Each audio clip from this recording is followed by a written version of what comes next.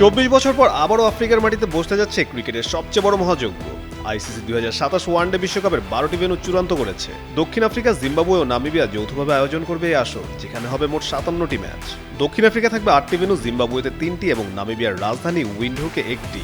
সর্বশেষ 2003 সালে দক্ষিণ আফ্রিকা, জিম্বাবুয়ে ও কেনিয়া যৌথভাবে ওয়ানডে বিশ্বকাপ আয়োজন করেছিল।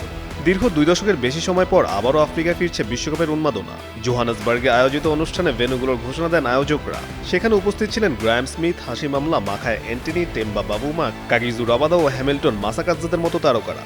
শুধু ভেন্যু নয়, বদলে যাচ্ছে টুর্নামেন্টের ফরম্যাটও। প্রথম ধাপের র্যাঙ্কিংয়ে 12 থেকে 14 নম্বর দলগুলোর মধ্যে বাছাই পর্ব হবে। এরপর 12 দল নিয়ে শুরু হবে মূল পর্ব। গ্রুপ পর্ব শেষে 7 দল খেলবে সুপার 7, আর সেখান থেকে শীর্ষ 4 দল জায়গা করে নেবে সেমিফাইনালে। শেষ পর্যন্ত 2 সেমিফাইনালের বিজয়ীরা লড়বে বিশ্বকাপের ফাইনালে।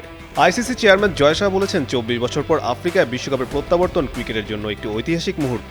তার বিশ্বাস, দক্ষিণ আফ্রিকা, জিম্বাবুয়ে ও নামিবিয়া এমন একটি আসর উপহার দেবে যা বিশ্বজুড়ে ক্রিকেট প্রেমীদের কাছে দীর্ঘদিন স্মরণীয় হয়ে থাকে।